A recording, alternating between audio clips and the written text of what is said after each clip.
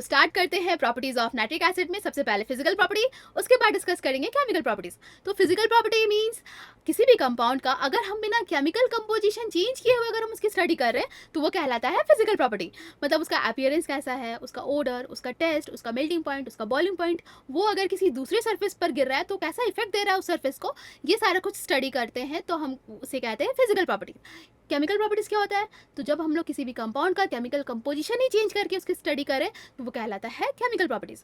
मतलब हम लोग केमिकल प्रॉपर्टी नाइट्रिक एसिड में देखेंगे कि नाइट्रिक एसिड किसी दूसरे सब्सटेंस के साथ कैसे रिएक्ट कर रहा है, क्या प्रोडक्ट फॉर्म कर रहा है, ये सारा कुछ। ठीक है, तो फिजिकल प्रॉपर्टी स्टार्ट करते हैं। तो फिजिकल प्रॉपर्टी में सबसे पहला है कलर। तो नाइट्रिक एसिड का कलर कैसा होता है? तो जो प्योर नाइट्रिक एसिड होता है, जो कि 98% अगर कॉन्सेंट्रेटेड नाइट्रिक एसिड है तो उसका कोई कलर नहीं होता है, इट इज़ कलरलेस। लेकिन जो हमें लैब में मिलता है नाइट्रिक एसिड, या फिर जो 68% कॉन्सेंट्रेटेड नाइट्रिक एसिड होता है, उसका कलर होता है येलो। अब ऐसा क्यों? इसका रीज़न ये है कि जब हम लोग नाइट्रिक एसिड को प्रिपेयर करते हैं तो हमें इसका वेपर मिलता है, ठीक है, और फिर हम इस वेपर को कंडेंस करते हैं, तब हमें इसका लिक्विड फॉर्म मिल जाता है नाइट्रिक एसिड। लेकिन प्रॉब्लम ये है ना कि नाइट्रिक एसिड होता है बहुत अनस्टेबल। ये अनस्टेबल होता है, मतलब इसको थोड़ा सा भी हीट मिलता है तो ये डिकम्पोज कर जाता है, ये टूट जाता है। टूटता किस में है? H2O water vapour, NO2 and O2 में। ठीक है, अब देखिए ये तो कलरलेस है, ये वाटर ये भी कलरलेस है, लेकिन NO2 का कलर होता है। इसका कलर क्या होता है? It is reddish brown in colour.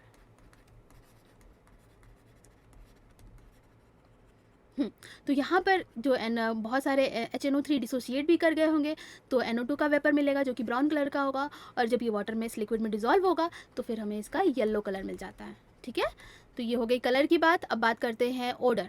इसका ओडर कैसा होता है, मतलब इसका स्मेल कैसा होता है? तो इसका एक इरीटेटिंग स्मेल होता है, सफोकेटिंग स्मेल होता है। ठीक है, तो इसलिए हमें इसे स्मेल नहीं करना है। ओडर कैसा होता है? सफोकेटिंग। ठीक है, टेस्ट कैसा होता है? तो एसिड है, एसिड का जो टेस्ट होगा वही नाइट्रिक एसिड का भी होगा, होता है सार टेस्ट। लेकिन आपको ध्यान रखना है नाइट्रिक एसिड है मिनरल एसिड, बहुत ही स्ट्रॉन्ग एसिड है, बहुत कोरोसिव होता है, ये स्किन को बर्न भी कर सकता है, इसलिए हमें इसे टेस्ट नहीं करना है। इसका नेचर कैसा होता है? तो नाइट्रिक एसिड हाइग्रोस्कोपिक नेचर का होता है। हाइग्रोस्कोपिक नेचर, हाइग्रोस्कोपिक मतलब अगर मान लीजिए जब हम लोग नाइट्रिक एसिड को स्टोर करते हैं तो ऑब्वियसली ग्लास का ही अपरेटस होगा, है ना, बॉटल होगा, इसमें हम लोग स्टोर करेंगे इसको। तो जब अगर हम लोग इसका कैप को अगर ओपन रखेंगे ना तो नाइट्रिक एसिड एटमॉस्फेयर में जो मॉइस्चर प्रेजेंट है उसको एब्जॉर्व कर लेता है। ठीक है, इसी प्रॉपर्टी को बोलते हैं हाइग्रोस्कोपिक नेचर। मतलब कोई भी कंपाउंड अगर मॉइस्चर को एब्जॉर्व कर रहा है, एटमॉस्फेयर में जो भी मॉइस्चर प्रेजेंट है उसको एब्जॉर्व कर रहा है, तो वो कहलाता है हाइग्रोस्कोपिक।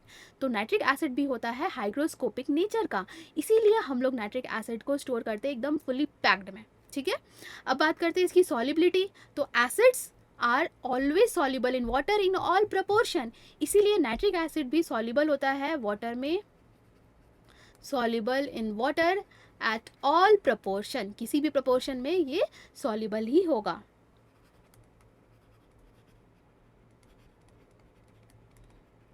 फिजियोलॉजिकल एक्शन, ये बहुत कोरोसिव होता है, कोरोसिव नेचर का है, स्किन को बर्न कर देगा,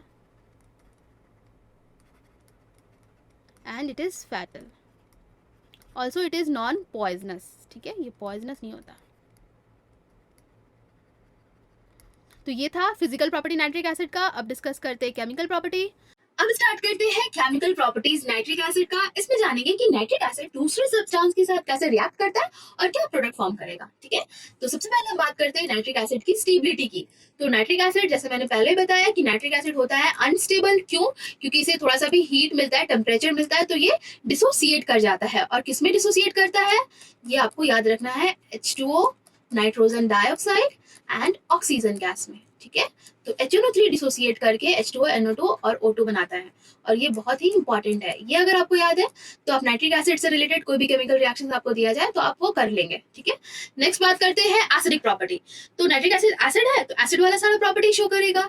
मतलब कि एसिड का रिएक्शन अगर हम किसी बेस के साथ कराते हैं तो क्या मिलता है? Salt and water. तो नाइट्रिक एसिड का रिएक्शन किसी भी बेस के साथ कराए, चाहे वो एल्कली हो या कोई भी वाटर इनसॉल्युबल बेसिस हो, तो salt and water he form करेगा। ठीक है, और अगर एसिड का H प्लस कंसेंट्रेशन बराबर हो जाता है बेस के OH माइनस कंसेंट्रेशन से, तो आपको पता है कि हमें मिलता है न्यूट्रल सॉल्ट। ये आप एसिड बेस में ऑलरेडी पढ़ चुके हैं।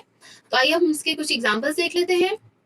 HNO3 nitric acid dilute form में लेंगे और इसका रिएक्शन पहले हम एल्कली के साथ कराते हैं। लेट्स सपोज NaOH के साथ कराते हैं, तो क्या प्रोडक्ट फॉर्म होगा? तो देखिए, आपको रिएक्शन याद नहीं करना है कि ये दोनों रिएक्टेंट मिलके क्या प्रोडक्ट फॉर्म किया।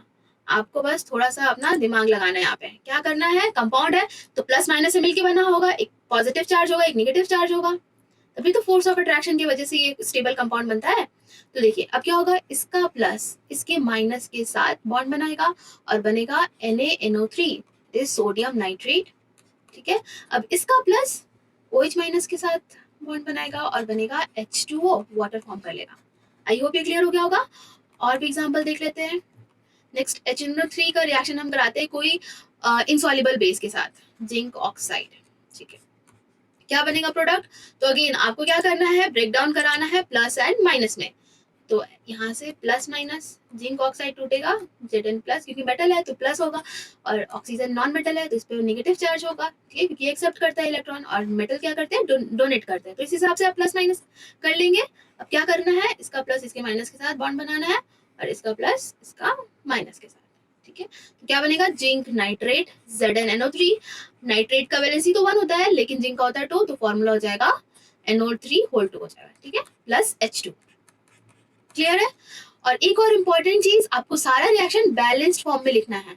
अगर आप बैलेंस्ड फॉर्म में रिएक्शन नहीं लिखते हैं तो आप अगर सही आंसर भी लिखे तो आपको मार्क्स नहीं मिलेगा, कट जाएगा। ठीक है, तो ये बहुत इंपॉर्टेंट है कि सारा इक्वेशन को आपको बैलेंस्ड फॉर्म में लिखना है। नेक्स्ट, थर्ड रिएक्शन, जब हम डाइल्यूट नाइट्रिक एसिड का रिएक्शन किसी भी मेटल कार्बोनेट या मेटल हाइड्रोजन कार्बोनेट के साथ कराते हैं तो हमें मिलता है सॉल्ट, वाटर और साथ ही साथ कार्बन डाइऑक्साइड। ठीक है, तो आपको याद रखना है, जब भी कार्बोनेट का कोई सॉल्ट हो और उसका रिएक्शन हम एसिड के साथ कराते हैं, कोई भी एसिड के साथ कराएंगे तो हमें कार्बन डाइऑक्साइड गैस मिलता है। ठीक है, और कार्बन डाइऑक्साइड का फिर हम लोग टेस्ट लिख लेते हैं, बहुत सारे टेस्ट है तो एग्जाम में भी पूछा जा सकता है। चलिए स्टार्ट करते हैं। नाइट्रिक एसिड डाइल्यूट, इसका रिएक्शन किसी मेटल कार्बोनेट और metal hydrogen carbonate,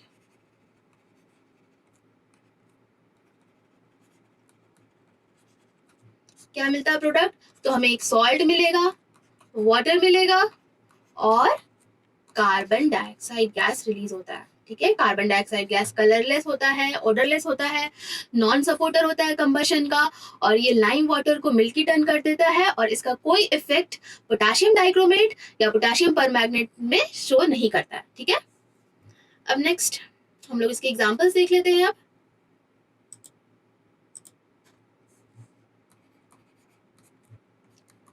nitric acid dilute, इसका reaction let's suppose magnesium carbonate के साथ कराएंगे तो क्या बनेगा प्रोडक्ट? तो अगेन आपको क्या करना है, जब दो रिएक्टेंट हो तो आपको एक ही चीज करना है, क्या करना है, प्लस माइनस में तोड़ देना है। ठीक है, और ये तो आपको आता ही होगा कैसे तोड़ते हैं। तो देखिए, नाइट्रेट आयन होगा यहाँ से प्लस माइनस, ये मेटल है, प्लस कार्बोनेट आयन, ये माइनस होगा।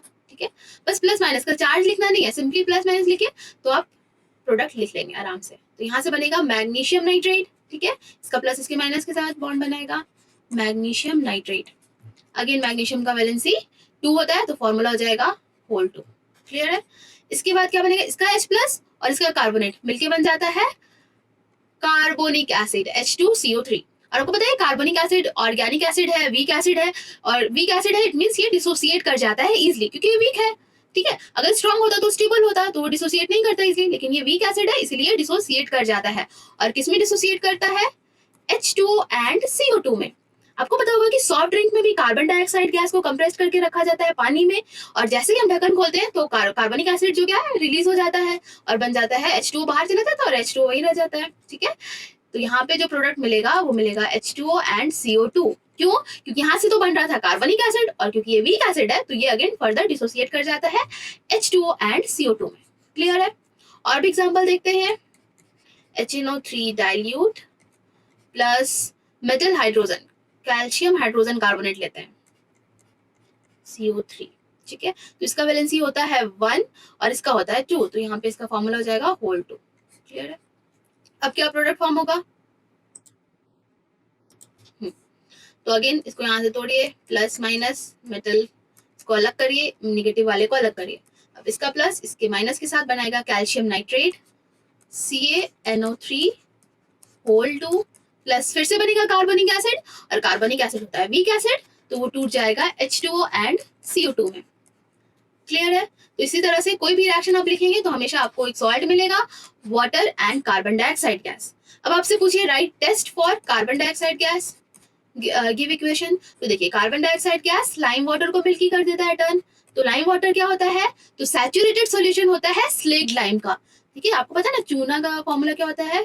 कैल्शियम ऑक्साइड, इसे हम क्विक लाइम भी कहते हैं। ठीक है, इसको जब हम लोग व्हाइट वॉशिंग के टाइम जब इसमें हम लोग इसको हम लोग पानी में जब डालते हैं तो बनता है कैल्शियम हाइड्रोक्साइड, इसे हम कहते हैं स्लेक्ड लाइम, स्लेकेड लाइम। ठीक है, तो इसी का जब हम सैचुरेटेड सोल्यूशन लेते हैं वो कहलाता है लाइम वाटर। ठीक है, तो ये हो जाता है इसका एक्वस सॉल्यूशन।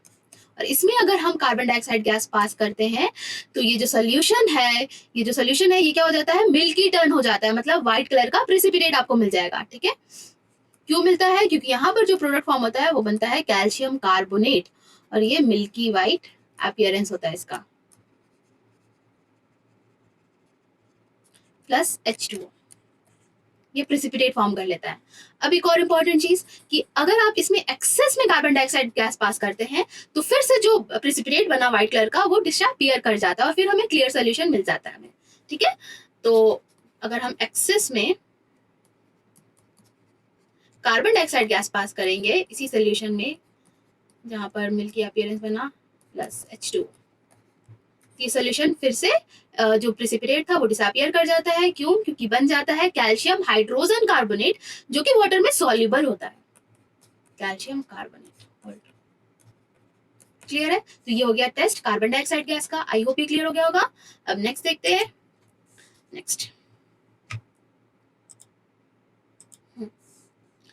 नेक्स्ट प्रॉपर्टी है, जब हम लोग नाइट्रिक एसिड का रिएक्शन किसी मेटल सल्फाइड या मेटल हाइड्रोजन सल्फाइड के साथ कराते हैं तब हमें मिलता है सॉल्ट एंड वाटर तो मिलेगा ही, बट यहाँ पर कार्बन डाइऑक्साइड गैस की जगह पे मिलता है सल्फर डाइऑक्साइड गैस। ठीक है, ये आप एसिड बेस में ऑलरेडी पढ़ चुके हैं बट इस चैप्टर में भी है, इसीलिए मैं आपको फिर से पढ़ा रही हूँ। तो जब हम नाइट्रिक एसिड, ताकि आपका रिविजन भी हो जाए, नाइट्रिक एसिड डाइल्यूट,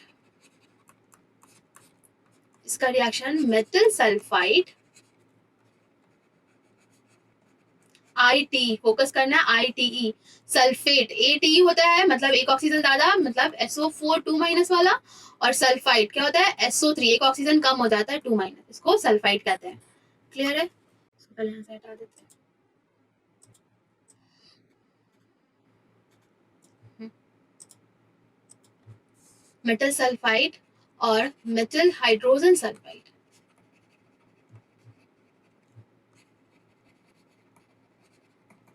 क्या बनेगा? तो एक सॉल्ट बनेगा प्लस H2O प्लस SO2। ठीक है, अब आपसे पूछिए write to test for sulphur dioxide gas, तो आप कैसे लिखेंगे? तो देखिए सल्फर डाइऑक्साइड का बर्निंग सल्फर का स्मेल होता है, ठीक है, सफोकेटिंग स्मेल होता है इसका। अब इसके बाद इसका टेस्ट है कि ये लाइम वाटर को भी मिल्की टर्न कर देता है, ठीक है, जैसे सल्फर डाइऑक्साइड गैस करता है। और हाँ, इसका और भी टेस्ट है कि ये पोटेशियम डाइक्रोमेट को ऑरेंज से ग्रीन कलर में कन्वर्ट कर देता है और पर मैग्नेट को पिंक से कलरलेस कर देता है। ठीक है, तो ये टेस्ट है सल्फर डाइऑक्साइड गैस का, ये प्रैक्टिकल में पढ़ेंगे। अब चलिए इसका एग्जाम्पल लिख लेते हैं। कोई भी नाइट्रिक एसिड लेते हैं, मतलब नाइट्रिक एसिड तो HNO3 ही लेंगे, फॉर्मूला इसका HNO3 ही रहेगा, और बस याद रखना है कि यहाँ पे डाइल्यूट फॉर्म हमें लेना है इसका। ठीक है, इसका रिएक्शन हम कराते हैं सॉल्ट के साथ, मेटल सल्फाइड के सॉल्ट मैग्नीशियम सल्फाइड लेते हैं, क्या बनेगा प्रोडक्ट? और भी एग्जाम्पल लिख लेते हैं। इस तरह से ही एग्जाम में पूछा जाएगा, या फिर मान लीजिए कि आपको यहाँ पे पूछ दे कि क्या रिएक्टेंट है और यहाँ पे दे दे आपको, जैसे कि एक क्वेश्चन देते हैं, डाइल्यूट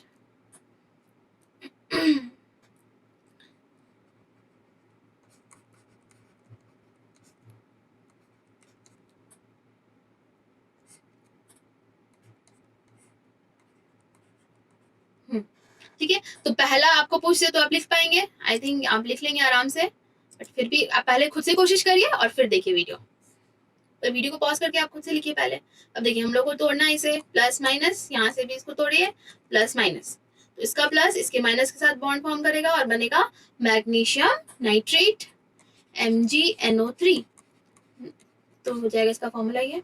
अब बनेगा यहाँ पे H2SO3, ठीक है, ये क्या है, सल्फ्यूरस एसिड, और ये भी डिसोसिएट कर जाता है किसमें, H2O and SO2 stable compound में, ठीक है।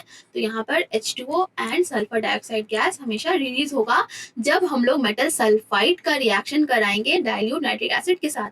आई होप ये क्लियर है। अब नेक्स्ट, अब मान लीजिए ये क्वेश्चन दे दिया आपसे, ठीक है, आपको नाइट्रिक एसिड है दिया हुआ और एक रिएक्टेंट आपसे पूछ रहा है और बोला कि जो सॉल्ट बना ये जिंक नाइट्रेट का सॉल्ट है, और यहाँ पे अगेन एक आपको डैश दिया हुआ, आपको फिल करना है बस। तो आप कैसे करेंगे, तो देखिए ये आपको समझ में आ रहा होगा कि सल्फर डाइऑक्साइड गैस रिलीज हो रहा है, मतलब कि सल्फाइड का कोई सॉल्ट होगा। अब कौन सा सॉल्ट होगा, तो देखिए यहाँ पर जिंक नाइट्रेट बना है, यानी कि जिंक का ही सल्फाइड होगा, जिंक का ही सल्फाइड वाला सॉल्ट होगा। तो आप लिखेंगे ZnSO3, ठीक है। यहाँ पर तो क्या होगा, इसका प्लस इसके माइनस के साथ जिंक नाइट्रेट ही फॉर्म होगा, और सल्फाइड है तो यहाँ से सल्फर डाइऑक्साइड गैस रिलीज होता है, ये हमको पता है, और H और O मिलके H2O में फॉर्म होगा, H2O। क्लियर है। तो इस तरह से इसका भी क्वेश्चन पूछा जा सकता है। अब एक और इंपॉर्टेंट चीज कि ये भी लाइम वाटर को मिल्की टर्न करता है, मतलब आपको क्या करना है, CO2 की जगह बस SO2 आपको लिख देना है, ठीक है, बाकी सब चीज सेम। आपको यहाँ पर ये लाइम वाटर लेना है, तो यहाँ पर क्या बनेगा, कैल्शियम सल्फाइड, और ये हो जाता है मिल्की वाइट, ये व्हाइट कलर का प्रेसिपिटेट फॉर्म कर देता है। अब इसमें हम एक्सेस में बात करेंगे तो ये अगेन सॉल्युबल हो जाता है। क्लियर है। अब नेक्स्ट है नाइट्रिक एसिड का ऑक्सीडाइजिंग प्रॉपर्टी, मतलब नाइट्रिक एसिड होता है बहुत ही अच्छा स्ट्रॉन्ग ऑक्सीडाइजिंग एजेंट, ठीक है। Nitric acid is a strong oxidising agent क्या होता है, the substance which oxidizes other and reduced itself is called as oxidizing agent, और इसी का जस्ट रिवर्स होता है reducing agent। क्लियर है। तो नाइट्रिक एसिड के पास ऑक्सीजन है तो ये अपना ऑक्सीजन इजीली किसी दूसरे सब्सटेंस को दे देता है, ठीक है। तो ये आपको ध्यान में रखना है, ये एक अच्छा ऑक्सीडाइजिंग एजेंट है। तो जब हम लोग कभी भी कोई कॉन्सेंट्रेटेड नाइट्रिक एसिड होता है ना, तो वो एक्ट करता है एज अ ऑक्सीडाइजिंग एजेंट, ठीक है, वो ऑक्सीडाइजिंग प्रॉपर्टी शो करेगा। तो जब हम लोग किसी नॉन मेटल्स का रिएक्शन अगर कॉन्सेंट्रेटेड नाइट्रिक एसिड के साथ कराएंगे तब क्या प्रोडक्ट फॉर्म होगा, तो देखिए यहाँ पर भी आपसे पूछ सकता है कि यहाँ पे आपको लिखना है प्रोडक्ट क्या फॉर्म हुआ, तो कैसे लिखेंगे। तो देखिए आपको एक चीज ध्यान में रखना है कि एक तो हम आपको पता होगा ना कि कभी भी नॉन मेटल्स एसिड के साथ रिएक्ट नहीं करता है इन जनरल। क्यों नहीं रिएक्ट करता है, तो इसीलिए नहीं रिएक्ट करता है क्योंकि एसिड से हमें मिलता है H+ आयन, और H+ आयन को इलेक्ट्रॉन चाहिए तभी तो हाइड्रोजन गैस रिलीज होगा। और अब क्या नॉन मेटल अपना इलेक्ट्रॉन दे सकता है इसको न्यूट्रल करने के लिए, इलेक्ट्रॉन तो इसे नहीं दे सकता, क्योंकि नॉन मेटल्स का तो टेंडेंसी होता है इलेक्ट्रॉन को एक्सेप्ट करने का। लेकिन जब हम लोग कॉन्सेंट्रेटेड एसिड लेते हैं ना, तो ये इसको ऑक्सीडाइज कर देता है और रिएक्शन फर्दर होता है, ठीक है, ये आपको ध्यान में रखना है। अब चलिए अब हम इसका प्रोडक्ट लिखेंगे। तो प्रोडक्ट आपको रिएक्शन याद नहीं करना है अगेन, तो आप कैसे लिखेंगे, बस एक चीज ध्यान रखिएगा जो मैं बोल रही हूँ। आपको पता है नाइट्रिक एसिड डिसोसिएट करता है 3 कंपाउंड में, कौन कौन सा कंपाउंड में, H2O, NO2 एंड O2 में। बस अगर आपको ये याद है तो आप रिएक्शन खुद से लिख लेंगे। क्या करना है, nitric acid oxidising property show कर रहा है, यानी कि ये अपना ऑक्सीजन देगा, किसको देगा, कार्बन को देगा, तो यहाँ से क्या बनेगा, कार्बन डाइऑक्साइड। क्लियर है। अब देखिए नाइट्रिक एसिड किस में डिसोसिएट हुआ, H2O एंड NO2 में, ऑक्सीजन तो ये अपना दे दिया, तो जो 2 प्रोडक्ट बनेगा वो बनेगा H2O एंड NO2, ठीक है। ये तो कलरलेस है लेकिन इसका तो कलर होता है, ब्राउन कलर का फ्यूम्स होता है इसका, तो ये हो गया इसका रिएक्शन। नेक्स्ट कोई और भी हम नॉन मेटल्स ले सकते हैं जैसे सल्फर, इसका भी रिएक्शन अगर हम HNO3 कॉन्ग के साथ कराएंगे तो क्या बनेगा, तो ये सल्फर को भी ऑक्सीडाइज कर देता है, ठीक है। और एक चीज ध्यान में रखना है कि यहाँ पर सल्फर या फास्फोरस रहे तो ऑक्सीडाइज करके उसका एसिड बना देता है, मतलब कि सल्फर का यहाँ पे एसिड बनेगा सल्फ्यूरिक एसिड, और साथ ही साथ H2O और NO2 तो हमेशा रहेगा, ठीक है, H2O एंड NO2। अब ये सब रिएक्शन, सारे रिएक्शन को आपको बैलेंस्ड फॉर्म में लिखना है, क्योंकि अगर आप बैलेंस नहीं करेंगे तो आपको मार्क्स नहीं मिलेगा अगर आप सही आंसर भी लिख रहे हैं तब भी। तो एक मैं आपको बैलेंस करके बता देती हूँ, ठीक है। बैलेंसिंग करना तो आप 8th क्लास से पढ़ रहे हैं, तो आई थिंक बैलेंसिंग में प्रॉब्लम नहीं होगा आप लोगों को। बट फिर भी मैं बता देती हूँ। चलिए, इसको बैलेंस करना है तो हम देखिए कार्बन एक ही है दोनों तरफ, नाइट्रोजन भी एक ही है, हाइड्रोजन और ऑक्सीजन को हमें बैलेंस करना है। तो देखिए, बैलेंसिंग करने के टाइम आप एक चीज ध्यान में रखिए कि आप कोशिश करिए कि कोई एटम अगर ऑड नंबर में तो आप उसे इवन करिए। तो इवन करेंगे ना तो बैलेंसिंग आसान हो जाता है। ठीक है, तो देखिए इधर तो ऑक्सीजन 3 है, इधर 1 है, तो इधर तो ऑड ही है। अब चलिए इधर देखते हैं, तो इधर ऑक्सीजन 2 एंड 2, ये दोनों तो इवन है, बट यहाँ पर 1 है तो ये ऑड है। तो इसको हमें इवन करने के लिए सिंपली 2 से मल्टीप्लाई कर दीजिए, तो टोटल हो गया 6 ऑक्सीजन। क्लियर है? अब देखिए यहाँ पर हाइड्रोजन कितने हैं, तो हाइड्रोजन है 4, बट हाइड्रोजन यहाँ पे 1, तो यहाँ पर 4 से मल्टीप्लाई करिए। ठीक है, अब आप देखिए कि नाइट्रोजन अनबैलेंस्ड हो गया, नाइट्रोजन हो गया 4 इधर, नाइट्रोजन इधर 1 ही है तो 4 कर देंगे। ठीक है, अब आप चेक करेंगे तो कार्बन बैलेंस्ड है, हाइड्रोजन नाइट्रोजन बैलेंस्ड हो गया। अब ऑक्सीजन चेक करिए, 4 3 12, इधर 2 + 8, तो इधर भी 12 हो गया, इक्वेशन बैलेंस्ड। क्लियर है? तो आपको बैलेंस्ड फॉर्म में लिखना है। अब चलिए इसको बैलेंस कर लेते हैं। सल्फर इधर, अब बात करते हैं हाइड्रोजन इधर टोटल 4 है, ऑक्सीजन 3 है। तो अगेन फिर से अब यहाँ पे देखिए, ऑक्सीजन यहाँ पर 1 है तो यहाँ पर आप कर दीजिए 2। अब चेक करिए ऑक्सीजन कितने हो गए, यहाँ पर 4 + 2 8 और 2 10। ठीक है, अब हम बात करते हैं हाइड्रोजन की। तो हाइड्रोजन यहाँ पर 2 2 4 और 2 6 है, तो इधर हाइड्रोजन 1 है तो सिंपली 6 से मल्टीप्लाई कर दीजिए। अब चेक करिए नाइट्रोजन कितना हो गया, 6 हो गया इधर, तो यहाँ पे भी 6 से मल्टीप्लाई करेंगे तो नाइट्रोजन भी हो गया। अब चलिए अब चेक करते हैं हम ऑक्सीजन, क्योंकि बाकी सब तो बैलेंस्ड हो गया है। ऑक्सीजन 6 3 18 है इधर। अब इधर चेक करिए 4 + 2 + 12, ये भी हो गया 18, तो हो गया इक्वेशन बैलेंस्ड। तो सारा इक्वेशन आपको बैलेंस्ड फॉर्म में लिखना है। ठीक है, अब नेक्स्ट रिएक्शन विथ मेटल। तो रिएक्टिविटी सीरीज में क्या क्या आता है, कनक, मुगले आजम फेंकती थी, पीने के बाद हंसते हुए कोहराम मच गया, AgAU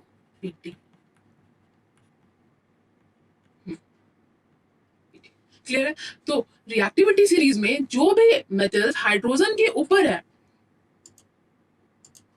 यहाँ पे दिख रहा है हाइड्रोजन के ऊपर वाले जितने भी मेटल्स हैं उनका रिएक्शन अगर हम एसिड के साथ कराएंगे तो क्या होता है ना कि ये मेटल ज्यादा रिएक्टिव है, तो एसिड में जो H+ है इसको डिस्प्लेस कर देता है और हाइड्रोजन गैस रिलीज हो जाता है और साथ ही साथ एक सॉल्ट बन जाता है। ठीक है, लेकिन एक चीज आपको ध्यान में रखना है कि जब हम कोई भी एसिड ले एक्सेप्ट नाइट्रिक एसिड, तब तो हमें सॉल्ट एंड हाइड्रोजन गैस मिलेगा ही, लेकिन जब हम नाइट्रिक एसिड का रिएक्शन कराएंगे किसी भी मेटल के साथ तब हमें हाइड्रोजन गैस नहीं मिलता है। क्यों नहीं मिलता है? क्योंकि नाइट्रिक एसिड होता है स्ट्रॉन्ग ऑक्सीडाइजिंग एजेंट, ये अपना ऑक्सीजन दे देता है हाइड्रोजन को और ये बना देता है वाटर। ठीक है, तो हम लोग नाइट्रिक एसिड से हाइड्रोजन गैस प्रिपेयर नहीं कर सकते, लेकिन एक एक्सेप्शन है जो कि आपको याद रखना है। 2 मेटल है, पहला है मैग्नीशियम एंड दूसरा है मैंगनीज। ठीक है, इसका रिएक्शन अगर हम नाइट्रिक एसिड के साथ कराएंगे तो हाइड्रोजन गैस बन जाता है। कंडीशन ये है कि आपको नाइट्रिक एसिड को लेना है 1% डाइल्यूट फॉर्म में। 1% डाइल्यूट कहने का मतलब कि हम लेट्स सपोज अगर आप 1 ml ले रहे हैं नाइट्रिक एसिड तो आपको 99 ml वाटर लेना है और उसमें ऐड करना है मैग्नीशियम या मैंगनीज, तब हाइड्रोजन गैस के बबल्स फॉर्म होंगे, मतलब हाइड्रोजन गैस प्रोड्यूस हो जाएगा। ठीक है, और बस यही 2 मेटल के साथ, तो ये आपका एक्सेप्शन है, इंपॉर्टेंट है, एग्जाम में पूछा जा सकता है, तो आप नोट बना के इसको लिख लीजिए। बनेगा मैग्नीशियम नाइट्रेट, मतलब यहाँ पर ये मेटल डिस्प्लेस कर देता है हाइड्रोजन को और यहाँ से हाइड्रोजन गैस रिलीज होगा, तो बनेगा मैग्नीशियम नाइट्रेट प्लस H2, यहाँ पर मैंगनीज नाइट्रेट और H2। क्लियर है? बस बैलेंस कर लीजिए, हो गया। और एक और इम्पॉर्टेंट चीज कि अगर हम डाइल्यूट फॉर्म में एसिड ले रहे हैं तब तो ये डिस्प्लेस कर देता है, लेकिन जो हाइड्रोजन के जो नीचे है ना मेटल्स, ये इनर्ट मेटल्स होते हैं, ये इजीली रिएक्ट नहीं करते किसी भी एसिड के साथ भी। ठीक है, लेकिन जब हम लोग कॉन्सेंट्रेटेड एसिड लेते हैं ना, कॉन्सेंट्रेटेड HCl या कॉन्सेंट्रेटेड सल्फ्यूरिक एसिड, तो कॉपर और मर्क्यूरी तो रिएक्ट कर जाता है लेकिन सिल्वर नहीं रिएक्ट करता, लेकिन सिल्वर रिएक्ट करता है नाइट्रिक एसिड के साथ। जब हम लोग कॉन्सेंट्रेटेड फॉर्म में, इसका एग्जाम्पल ले लेते हैं, जब हम लोग नाइट्रिक एसिड लिए और इसका कॉन्सेंट्रेटेड फॉर्म भी है, ठीक है। डाइल्यूट के साथ तो ऊपर वाला सब रिएक्ट कर जाएगा, लेकिन जो नीचे वाला जो बहुत लीस्ट रिएक्टिव है उसमें अगर हम लोग कॉन्सेंट्रेटेड एसिड ले ले तब सिल्वर रिएक्ट कर जाता है, ठीक है। और रिएक्ट करने के बाद क्या फॉर्म करेगा, तो देखिए ये मेटल है, ये प्लस होगा और नाइट्रेट निगेटिव, तो एक सॉल्ट बनेगा सिल्वर नाइट्रेट, ठीक है। और सिल्वर का तो 1 वैलेंसी, तो यहाँ पे ब्रैकेट लिखने की जरूरत नहीं है, इसको हटा देते हैं।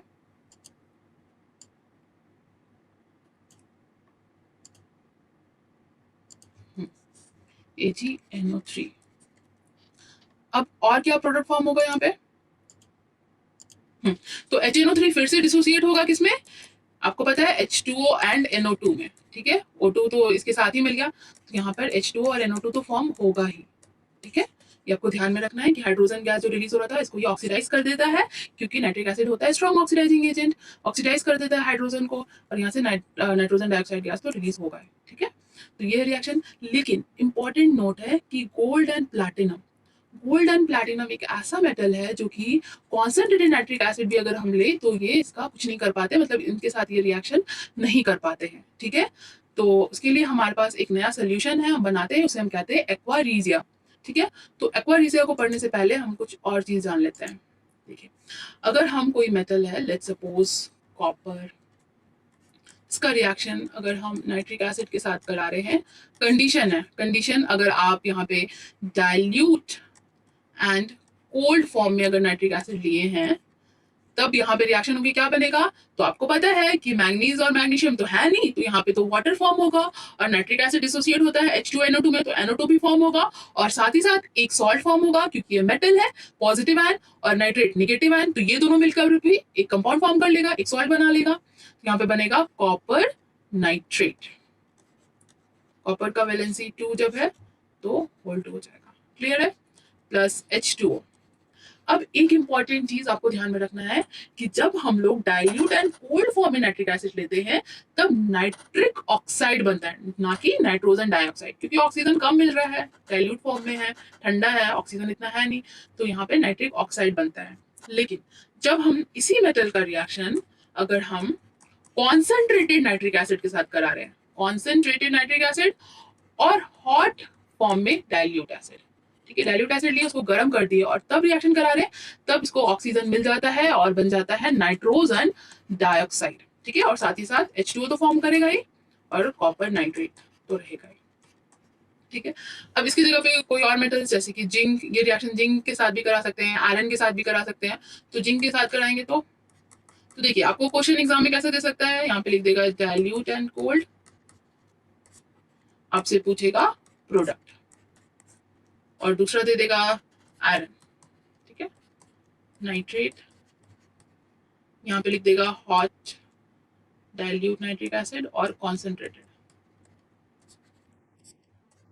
आपसे पूछेगा कंप्लीट द रिएक्शन, तो आप कैसे करेंगे, तो आपको ध्यान में रखना है जो मैंने आपको बताया है कि नाइट्रिक एसिड डिसोसिएट होता है H2NO2 में, तो NO2 तो फॉर्म होगा ही, लेकिन जब हम लोग डाइल्यूट एंड कोल्ड लेते हैं तो नाइट्रिक ऑक्साइड बनता है, और जब हम लोग कॉन्सेंट्रेटेड या हॉट डाइल्यूट एसिड लेंगे तब नाइट्रोजन डाइऑक्साइड, कॉन्सेंट्रेटेड फॉर्म में ले रहे ना, मतलब कि पानी का अमाउंट कम है, यानी कि एसिड प्योर फॉर्म में, यहाँ पे HNO3 ज्यादा रहेगा, HNO3 पास ऑक्सीजन है ना ज्यादा, इसलिए नाइट्रोजन डाइऑक्साइड फॉर्म हो जाता है। लेकिन जब हम लोग डाइल्यूट फॉर्म में लेते हैं तो H2O है ज्यादा, पानी ज्यादा है और एसिड का अमाउंट कम है, उस टाइम ऑक्सीजन इसको ज्यादा नहीं मिल पाता, तो इसलिए नाइट्रिक ऑक्साइड बन जाता है, ठीक है, इसका नाम है नाइट्रिक ऑक्साइड, इसको हो जाएगा नाइट्रोजन डाइऑक्साइड। और इसके साथ सॉल्ट क्या बनेगा, तो ये जिंक नाइट्रेट सॉल्ट बन जाएगा, ZnNO3 होल 2 H2O, यहाँ पे आयरन नाइट्रेट बन जाएगा, iron 2 nitrate plus H2, clear है। और एक इंपॉर्टेंट चीज कि किसी भी नाइट्रिक एसिड का रिएक्शन हम मेटल के साथ कराते हैं तो उस मेटल के ऊपर लेयर फॉर्म कर देता है ऑक्साइड का, किसी भी सब्सटेंस के ऊपर अगर हम नाइट्रिक एसिड का रिएक्शन कराएं तो वो लेयर फॉर्म कर देता है, इनसॉल्युबल लेयर फॉर्म करा देता है मेटल ऑक्साइड का। तो अगर हम उस पर्टिकुलर मेटल का रिएक्शन हम किसी दूसरे सब्सटेंस के साथ कराना चाहते हैं तो हमें उस वो जो लेयर है उसको हटाना पड़ेगा। तो हम लोग उस लेयर को कैसे हटाते हैं, तो एक तो हम लोग सैंड पेपर से हटा देते हैं रब करके, और दूसरा है बाय यूजिंग रिड्यूसिंग एजेंट, ठीक है। उसका रिएक्शन मतलब उसमें हम रिड्यूसिंग एजेंट अगर ऐड कर देंगे तो ऑक्सीजन का जो लेयर है वो हट जाता है। क्यों, क्योंकि रिड्यूसिंग एजेंट क्या करेगा, ये रिड्यूस करेगा, मतलब ये रिड्यूस किसका करेगा, दूसरे का करेगा, मतलब उस सरफेस का रिडक्शन कराएगा, मतलब इसमें जो ऑक्सीजन का लेयर लगा हुआ था, जमा हुआ था, इसको ये हटा देगा ऑक्सीजन को, ठीक है, तो फिर फर्दर हम उस मेटल का रिएक्शन किसी दूसरे सब्सटेंस के साथ करा सकते हैं। क्लियर है? अब नेक्स्ट है एक्वारीजिया। मैंने अभी थोड़ी देर पहले बताया कि गोल्ड एंड प्लैटिनम, गोल्ड का वैलेंसी +3 एंड प्लैटिनम, ये दोनों इनर्ट मेटल्स है या फिर हम इन्हें नोबल मेटल्स कहते हैं, क्योंकि ये बहुत स्टेबल होते हैं, बहुत लीस्ट रिएक्टिव होते हैं, ये किसी और सब्सटेंस के साथ रिएक्ट नहीं करते ईजिली। लेकिन अगर हम किसी दो एसिड को मिक्स करें और तब इसमें हम गोल्ड या प्लैटिनम डालें, तब ये गोल्ड और प्लैटिनम उसमें डिजोल्व हो जाते हैं, मतलब रिएक्ट कर जाता है। ठीक है, तो लेकिन अगर हम किसी एक सिंगल एसिड ले, भले वो कॉन्सेंट्रेटेड फॉर्म में हो चाहे वो डाइल्यूट फॉर्म में हो, वो गोल्ड एंड प्लैटिनम के साथ रिएक्ट नहीं कर पाते हैं। ठीक है, तो इसी का सोल्यूशन के लिए एक साइंटिस्ट ने दो एसिड को मिक्स किया, और दो जो एसिड मिक्स किया था वो एक फिक्स प्रपोर्शन में मिक्स किया था, और उस सोल्यूशन को उन्होंने कहा एक्वारीजिया। और इस एक्वारीजिया में गोल्ड एंड प्लैटिनम दोनों ही डिजोल्व कर जाते हैं। क्यों करते हैं? क्योंकि उस सोल्यूशन में मिलता है हमें नेसेंट क्लोरीन, और नेसेंट क्लोरीन मतलब एक अकेला क्लोरीन नॉन मेटल। अब ये अकेला रहेगा तो आपको पता है क्लोरीन बहुत ही रिएक्टिव है। क्यों रिएक्टिव है? क्योंकि इसके पास आउटर मोस्ट में 7 इलेक्ट्रॉन है, इसको स्टेबल होने के लिए सिर्फ 1 इलेक्ट्रॉन चाहिए, इसलिए बहुत ज़्यादा रिएक्टिव होता है। इसलिए ये गोल्ड एंड प्लैटिनम दोनों के साथ रिएक्ट कर जाता है ये। ठीक है, तो हम कौन दो एसिड लेते हैं वो इंपॉर्टेंट है यहाँ पे, और एग्जाम में क्वेश्चन पूछा भी जाता है कि दो कौन एसिड लेते हैं हम, उसका प्रपोर्शन भी पूछा जाता है कि किस रेशियो में हम लेते हैं। तो हम लेते हैं HCl, hydrochloric acid and nitric acid, और प्रपोर्शन है 3:1 का रेशियो, मतलब 3 वॉल्यूम अगर हम हाइड्रोक्लोरिक एसिड ले रहे हैं तो 1 वॉल्यूम हमें लेना है नाइट्रिक एसिड। दोनों को डिसॉल्व करेंगे तो बनता है नाइट्रोसिल क्लोराइड। ठीक है, इसके साथ साथ वाटर एंड नेसेंट क्लोरीन। तो ये जो नेसेंट क्लोरीन बना यही बहुत ज़्यादा रिएक्टिव होता है, और ये फर्दर गोल्ड एंड प्लैटिनम दोनों के साथ रिएक्ट कर जाता है ये। ठीक है, अब चलिए इक्वेशन को बैलेंस करिए। क्लोरीन 1 है, इधर 3 है, इधर 1, तो यहाँ पे हमें 2 से मल्टीप्लाई करना होगा, तो 2 क्लोरीन हो गया। अब हाइड्रोजन चेक करिए, हाइड्रोजन 3 और 1 4 है, यहाँ पर 2 ही है, 2 से मल्टीप्लाई, बाकी नाइट्रोजन ऑक्सीजन क्लोरीन सारा बैलेंस हो गया। अब यही नोसेंट क्लोरीन बहुत ज़्यादा रिएक्टिव होता है, इट इज़ हाईली रिएक्टिव। ये किससे रिएक्ट कर जाता है? गोल्ड एंड प्लैटिनम दोनों के साथ।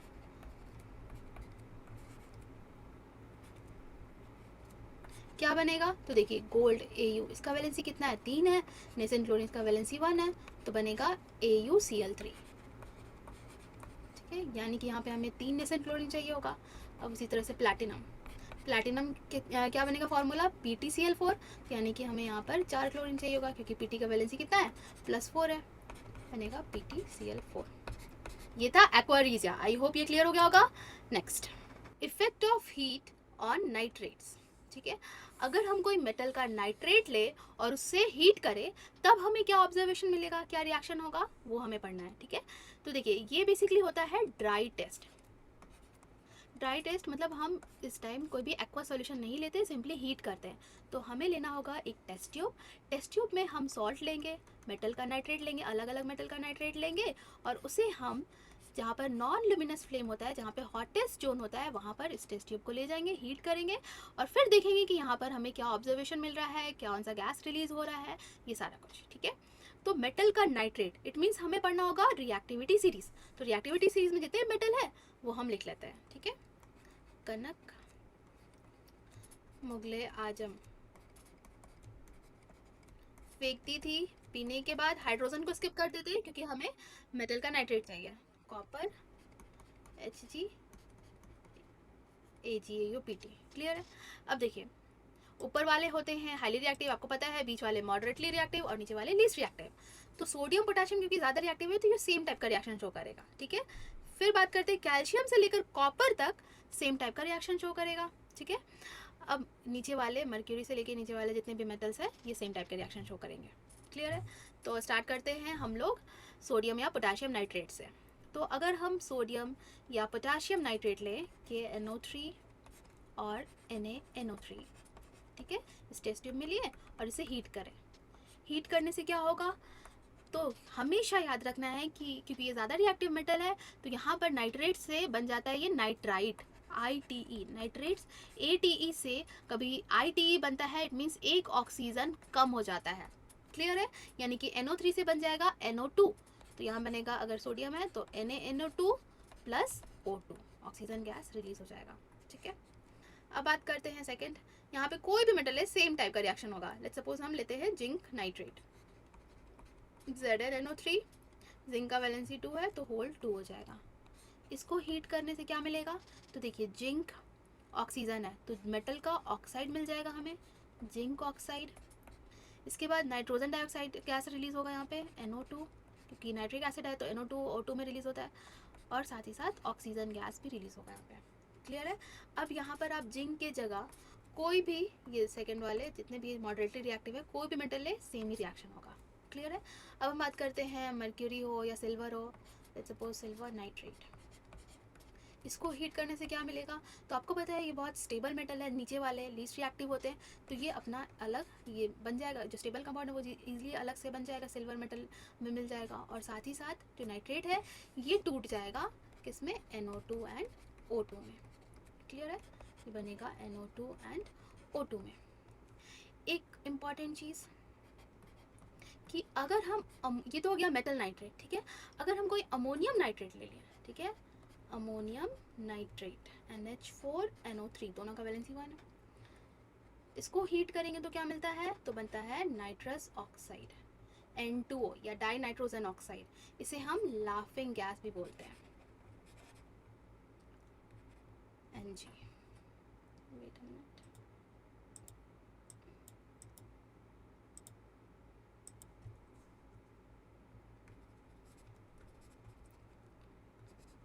ठीक है, और साथ ही साथ यहाँ पर वाटर भी फॉर्म कर जाता है। क्लियर है। तो ये लाफिंग गैस क्या है, मतलब ये गैस जहाँ पे रिलीज होगा हम सब हंसने लगते हैं, ऐसा नहीं है, ये एक मिथ है। क्या होता है ना कि अगर हम इस गैस को अगर इनहेल करते हैं तो हमारा जो यहाँ पे चिक का जो स्किन है ना ये स्ट्रेच हो जाता है, ये स्ट्रेच होने के बाद ऐसा हो जाता है तो ऐसा फील होता है कि वो इंसान हंस रहा है, तो इसीलिए इसका नाम है लाफिंग गैस। बट ऐसा नहीं है, ये मिथ है कि ये गैस रिलीज हो रहा है तो हमें अंदर से खुशी होने लगेगी। और हम नेक्स्ट है टेस्ट फॉर नाइट्रिक एसिड, ठीक है, हम कैसे आइडेंटिफाई करेंगे कि वो पर्टिकुलर कंपाउंड नाइट्रिक एसिड ही है, तो नाइट्रिक एसिड का टेस्ट हम करेंगे। तो सबसे पहला टेस्ट हम इंडिकेटर टेस्ट से चेक कर सकते हैं। हमारे पास बहुत सारे इंडिकेटर्स है, नेचुरल इंडिकेटर भी है, सिंथेटिक इंडिकेटर भी है। तो अगर हम मान लीजिए टेस्ट ट्यूब में नाइट्रिक एसिड लिए हैं, अगर हम ब्लू लिटमस पेपर इसमें डिप करेंगे तो वो चेंज हो जाता है रेड में। फिर फेनप्थलीन इंडिकेटर है, उससे भी हम चेक कर सकते हैं, वो कलरलेस होता है, एसिड में डालेंगे तो कलरलेस ही रह जाएगा।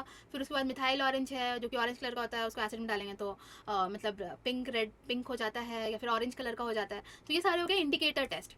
फिर दूसरा है कि किसी भी मेटल का रिएक्शन अगर हम नाइट्रिक एसिड के साथ कराते हैं या नॉन मेटल का रिएक्शन नाइट्रिक एसिड के साथ कराएंगे तो हमें मिलता है नाइट्रोजन डाइऑक्साइड गैस रिलीज होगा, ठीक है, और इसका जो कलर होता है ब्राउन कलर का फ्यूम्स होता है।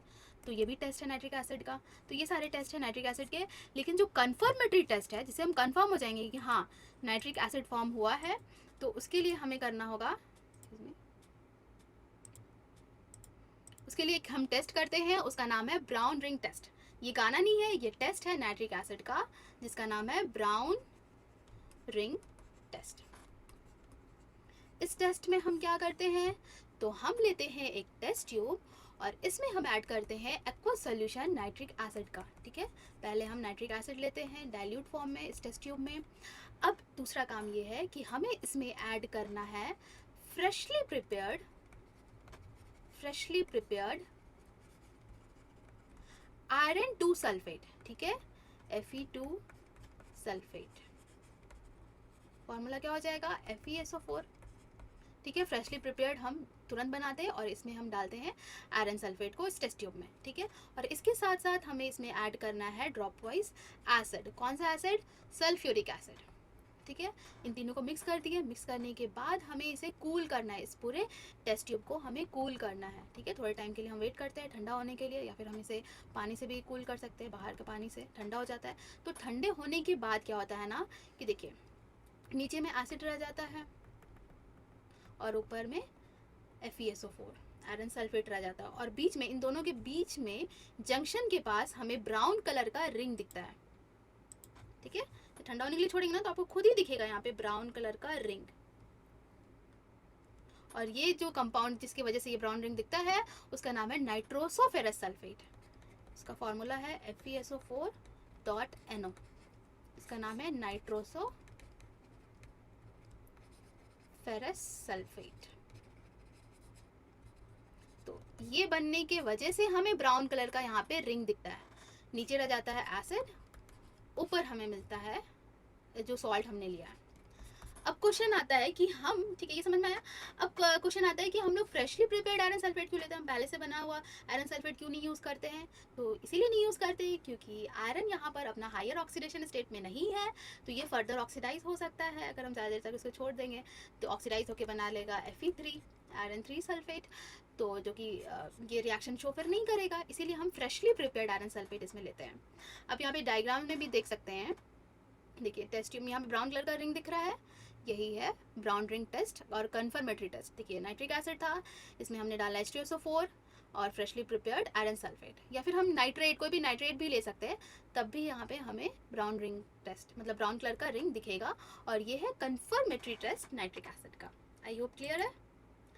तो ये सारा प्रोसीजर है, ये आप नोट डाउन कर सकते हैं, अगर एग्जाम में आए तो आप लिख सकते हैं, ठीक है। खैर एग्जाम में ये नहीं पूछा जाएगा, मतलब प्रोसीजर नहीं पूछा जाएगा, ठीक है, बट हाँ ये पूछा जा सकता है कन्फर्मेटरी टेस्ट क्या है नाइट्रिक एसिड का, क्या है ब्राउन रिंग टेस्ट, ठीक है क्लियर।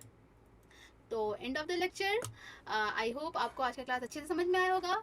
तो इससे पहले वाला जो वीडियो था उसमें मैंने नाइट्रिक एसिड का पढ़ाया था प्रिपरेशन, और आज की क्लास में हमने प्रॉपर्टीज़ जाना नाइट्रिक एसिड का, और साथ ही साथ टेस्ट फॉर नाइट्रिक एसिड, जो कि एग्जाम पॉइंट ऑफ व्यू बहुत इंपॉर्टेंट है।